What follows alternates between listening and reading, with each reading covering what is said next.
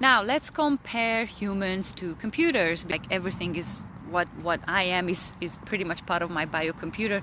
All cells have memories. They remember everything, every thought, every feeling I ever had. And if I want to replace some of my thought patterns or emotions or actions with a new one, then the best way to do that is to override. I don't have to forget the bad, but I can override it with the good. So how does that work in the brain?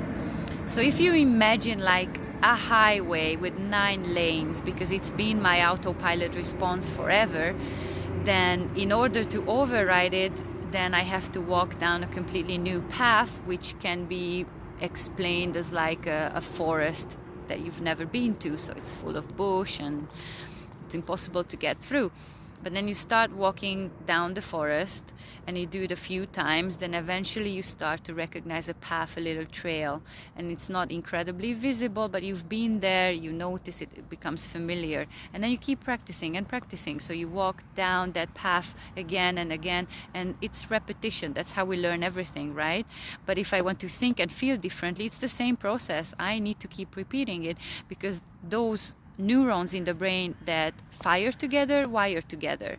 So I don't have to detach the link between the neurons, but I can connect new ones. And if I'm, let's say, focusing on, like, I have a lane of impatience and I focus on becoming more patient, that kind of cancels out the impatience. So again, I shouldn't be looking at, oh, I don't want to be impatient anymore. I should turn my attention to, I want to be more patient. So then I start practicing it, and I take every opportunity that presents itself to be more patient.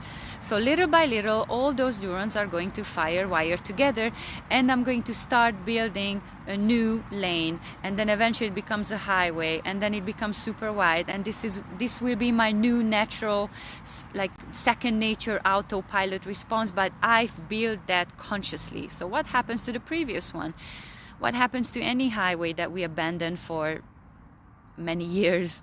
Like the trees, the forest, going to claim it again, so it returns to nature. And that's exactly what happens in the brain too. They lose the connection, and then we will no longer use the same automatic response. So this is a conscious way to rewire our brain, but it does take time. So with everything, if we start to learn something, we have to pay attention to the little details. Just imagine when you started driving a car and it was just incredibly overwhelming. You had to pay attention to 10 different things, and you were incredibly slow and you were stressed and so on.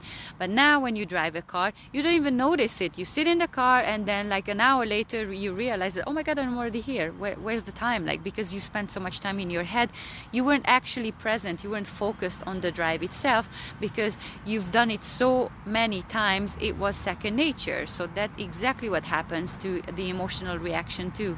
And if I choose my emotional reaction well, it will serve me in the long run. But this needs to be updated. Just like as a computer, if you don't update the software, eventually it's not going to compute with your current reality. So, world changes, the threats change, the circumstances change, and so on. So you constantly need to update your software on your computer. And if you keep pressing remind me later, not gonna go down well. So that's what we need to do, because as we evolve and we move forward and everything changes around us, we should be changing with the world, and choose always consciously how we want to change.